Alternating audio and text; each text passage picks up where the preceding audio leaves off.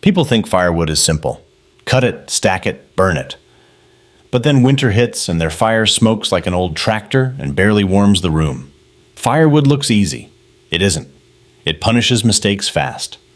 I've seen folks burn money, time, and patience because of small mistakes they didn't even know they were making. And there's one mistake on this list that ruins almost everything else. We'll get to that later. But first, the one mistake almost everyone makes at least once. Burning wet wood. Sounds obvious, but you'd be surprised. People grab a log, knock it twice, and say, "Feels dry enough." That's not how it works. Wood lies. The outside can feel dry while the inside is still full of water. Wet wood doesn't burn, it boils. All that moisture has to cook out first before you get real heat. So instead of warming your house, you're basically running a slow, smoky steam engine.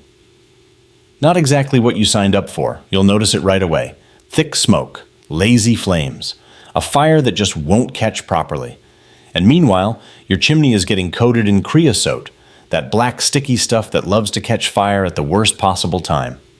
Proper firewood should be seasoned down to around 20% moisture or less. More than that, and you're wasting energy just drying the wood in your stove. Here's a simple test. Knock 2 logs together. Dry wood gives a sharp crack. Wet wood goes thud.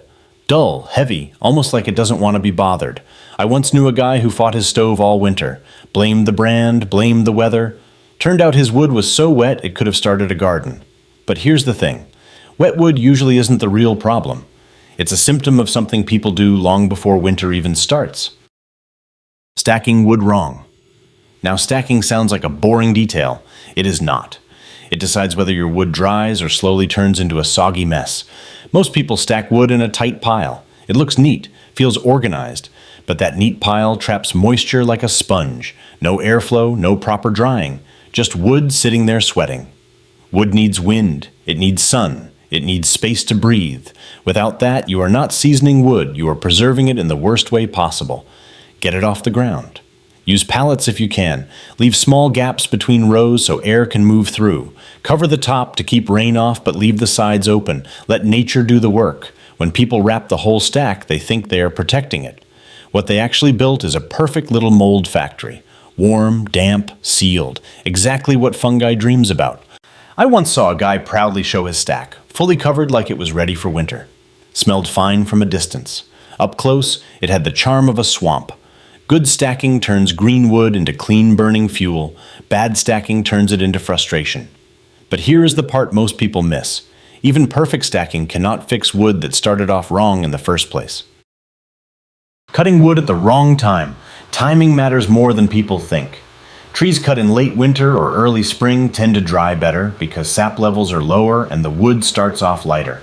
That gives you a head start without doing anything extra. Cut in the wrong season and you are already behind. Summer cut wood holds more moisture deep inside. That means longer drying time, sometimes an extra year. And most people do not plan that far ahead. So what happens? They get impatient. Winter comes, the pile looks ready, and they start burning it anyway. Which brings you right back to wet wood problems again. Smoke, weak heat, and a lot of frustration. It turns into a cycle. Cut wrong, stack wrong, burn wrong, then blame the stove like it is the problem. It usually is not. I had a neighbor who cut his wood in late summer, and he was proud of it. Fresh, green, smelled great. By winter, it still had more water than a sponge. He spent the whole season babysitting his fire like it needed medicine. But even if you cut at the perfect time, there is another mistake that quietly ruins your wood before you even realize it. Not splitting wood soon enough. Logs do not dry well in big chunks. The bark works like a raincoat. It keeps moisture trapped inside, sometimes for a very long time. From the outside, it may look ready, but inside it is still holding water. Split wood dries faster, much faster. Once you open it up, air can reach the inner surfaces. That is where the real drying happens, not on the outside. Some people leave logs whole because it is easier in the moment, or they tell themselves they will split it later. Later has a funny way of never showing up. Then winter arrives and suddenly they are stuck with heavy logs that burn like damp cardboard. There's another benefit people forget. Fresh wood splits cleaner. The fibers are softer, the grain is easier to follow. Wait too long and it hardens. More knots, more resistance, and more effort for the same result. Think of it like bread. A fresh loaf slices clean, leave it out too long, and now you're wrestling with it. Same idea. Split early and you save time twice. Once now and once later. But even properly split wood can still disappoint you if you overlook one detail most people barely think about. Ignoring wood species. Not all firewood is equal, not even close. Treat it all the same, and your fire will remind you why that is a bad idea. Hardwoods like oak, ash, and maple are dense. They burn longer and give steady, strong heat. Softwoods like pine are lighter. They catch fast, burn quick, and disappear just as fast. Use the wrong wood at the wrong time and things get frustrating. Too much softwood and you feel like you are heating your house with handfuls of paper. Too much hardwood at the start and it can be slow to catch. Softwood is great for starting a fire. It lights easily and gets things going. But once the fire is established, hardwood is what carries the heat. Some people mix wood without thinking. That can work if you understand what each type does. If not, you're just guessing every time you load the stove. And I knew a guy who burned only pine because it was cheaper. He saved money on wood and lost sleep all winter feeding the fire. But even with the right mix of wood, there is one mistake that can choke your fire before it even really begins. Poor airflow. In the stove. Fire needs air, not just a little, the right amount at the right time. That balance is what separates a clean, strong fire from a smoky mess. Too much air and your wood burns too fast. You get a quick burst of heat, then nothing. Too little air and the fire struggles. It smolders, crawls along, and never really gets going. And smoldering is where problems begin. Smoke builds up. That smoke sticks to your chimney as creosote. Layer by layer, it turns into a serious fire hazard. All because the fire never had enough air to burn clean. A lot of people make this mistake on purpose. They close the vents too much, thinking they are making the wood last longer. What they are really doing is choking the fire. It is like trying to run while breathing through a straw. It does not end well. And a healthy fire burns bright and steady. The flames are active, not sleepy. The heat feels consistent. And your stove glass stays mostly clear. If that glass is always black, your fire is telling you something is wrong. Air control takes a bit of attention, especially at the start. But once you learn it, everything improves. Better heat, less smoke, less waste. But here's the catch. Even a well-burning fire can be ruined by a habit people repeat without thinking. Overloading the stove. More wood does not mean more heat. It sounds logical, but fire does not work that way. It needs space to burn properly. When you stuff the stove full, you block airflow between the logs. The fire cannot move, cannot breathe, and cannot burn clean. Instead of strong, steady flames, you get a slow, choked burn that wastes fuel. The heat becomes uneven. One moment it feels hot, the next it drops off. Meanwhile, smoke builds up because the fire is not getting enough oxygen to burn everything properly. That means more creosote, more buildup, more problems later. People do this thinking they are saving time. Load it once, forget about it. In reality, they create more work. Poor burn, more smoke, and less heat overall. A better approach is simple. Add wood steadily. Let each load burn properly before adding more. I'll keep the fire active, not buried. I have seen stoves packed so tight it looked like someone was storing wood for later. At that point, you are not running a fire, you are suffocating it. Give the fire space, and it will reward you with steady heat. Crowd it, and it will fight you the whole time. But here's the twist. Some people go too far the other way, and that creates a completely different problem. Burning too little wood. Some folks go the other way. They are so worried about using too much wood that they barely load the stove at all. It feels careful, it feels smart, but it backfires. A small load struggles to build real heat. The fire stays weak, never fully develops, and keeps dropping off. So what do? You keep relighting it, again and again. Now instead of saving wood, you are wasting time and effort, and the house still feels cold. That is the frustrating part. You are doing more work for less warmth. A fire needs enough fuel to establish itself, not too much, not too little, just enough to create a steady, active burn that can carry heat through the space. Think of it like eating. Too much and you feel terrible. Too little and you're still hungry. The right amount keeps everything running smoothly. And I have seen people hover over a stove all evening, adding one piece at a time like they're feeding a bird. The fire never settles, never builds strength. It just flickers along. Find the balance, and the fire works with you instead of against you. And now we move into something that quietly damages your entire system over time. Skipping chimney cleaning. This one is serious, not annoying, not inconvenient, serious. Burn wood long enough and your chimney starts building up creosote. It is that black sticky residue left behind by smoke. And here's the part people underestimate. It is extremely flammable. Every fire you burn adds a little more to the inside of that chimney. Layer by layer, it builds up like invisible fuel just waiting for the right moment. Skip cleaning and you are not saving time. You are storing danger. Chimney fires do not give warnings. They do not ask permission. One day everything seems fine, the next you hear a roar that sounds like a freight train above your head. That is not a sound you forget. At least once a year is the rule. If you burn often, even more. It depends on how much you use your stove and how clean your fires are. And I have seen chimneys so clogged they could barely pull smoke out. Instead, it pushed smoke right back into the room. Not exactly the cozy evening people were hoping for, but here's the catch. Even a clean chimney will not protect you if you keep making one very common beginner mistake. Using the wrong kind of kindling. People either overthink kindling or ignore it completely. Both lead to the same result, a slow, frustrating start. Kindling has one job: catch fast and build heat quickly. That means small, dry pieces that light without a fight, not oversized chunks pretending to be helpful. If it struggles to catch, it is not kindling. It is just smaller firewood. Dryness matters here even more than size. Damp kindling wastes your time right at the beginning when the fire is weakest. You want an easy win, not a struggle. And please avoid treated wood or random scraps from old furniture or construction. That stuff can release chemicals you do not want in your home. Fire should warm the house, not pollute it. Good kindling gets your fire going in minutes. Clean flame, steady growth, no drama. A bad kindling turns the start into a chore. More paper, more effort, more frustration. I once saw someone try to light a fire with half a log and a newspaper. He kept at it like determination alone would fix it. It did not. Get the start right and everything that follows becomes easier. But here is the part people miss. Starting the fire is only half the job. What you do next matters just as much. Constantly poking the fire. Some people treat a fire like it needs constant supervision.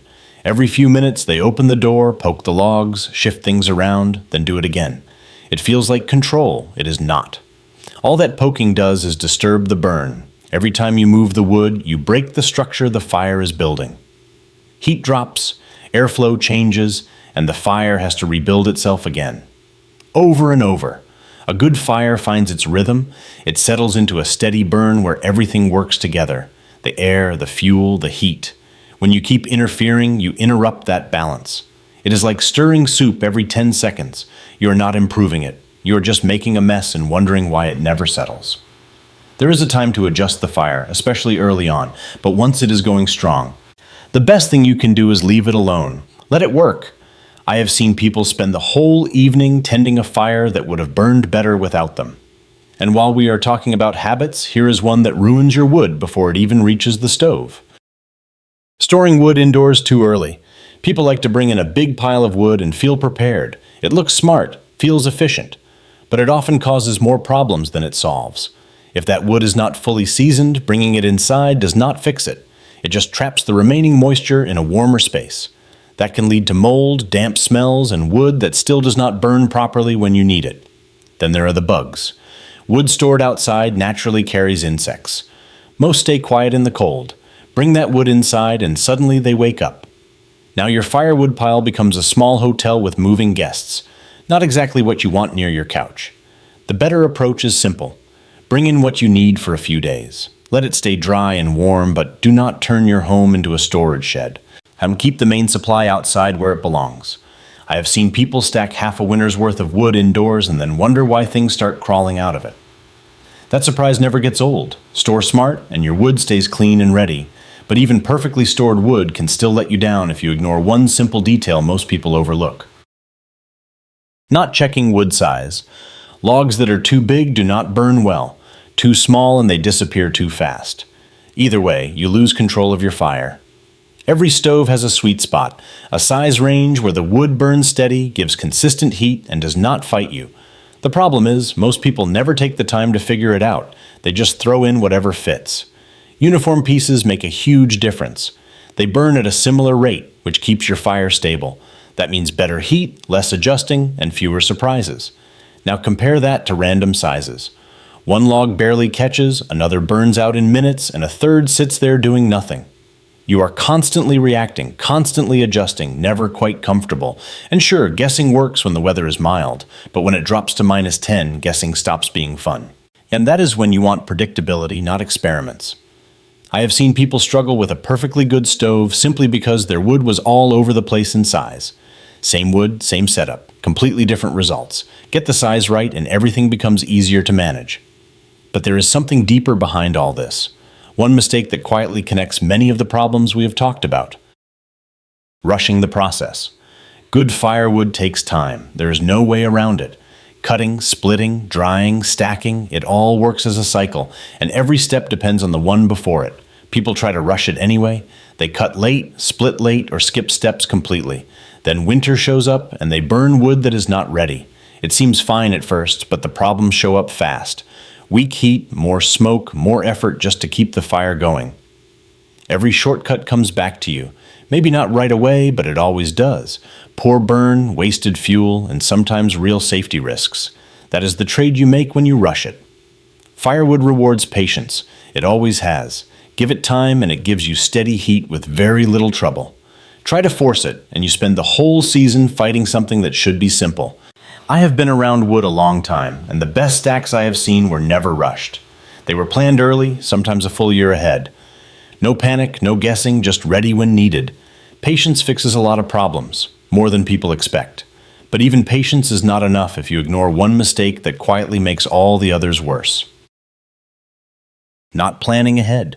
This is the big one, the one that quietly sits behind almost every other mistake on this list. Wet wood, bad stacking, wrong timing, poor burning. Most of it comes back to one thing, not planning ahead. People think about firewood when they need it, when the cold hits, when the stove is empty, when the house starts to feel it. By then, it is already too late to fix anything properly. Firewood works on a delay. What you do today shows up months later. That is the part most people ignore. You should be thinking about next winter while you're still in this one. Cut early, split early, stack it right, then leave it alone and let time do what it does best. Do that, and everything becomes easier. Your wood burns cleaner, your fire starts faster, your heat stays steady, you stop fighting it. Skip it, and the whole season becomes a struggle. You adjust, fix, relight, and wonder why it never feels right. I have seen both sides. The difference is not skill, it is timing. Plan ahead and the fire works for you. Ignore it and you work for the fire. Firewood is not complicated, but it does demand respect. Do it right, and it rewards you every single day. Steady heat, a calm fire, a house that feels warm without effort. It becomes something you rely on without thinking about it. Do it wrong, and it reminds you constantly. Smoke in your face, weak heat, constant adjusting, and those long nights where the fire just will not cooperate. Most of the difference comes down to one simple habit: timing. If you take one thing from all of this, let it be this. Start earlier than you think you need to, not when it feels urgent, not when winter is close. Earlier. That one decision fixes more problems than anything else on this list. It gives you dry wood, better fires, and far less stress. Get ahead of it once, and you will never want to go back.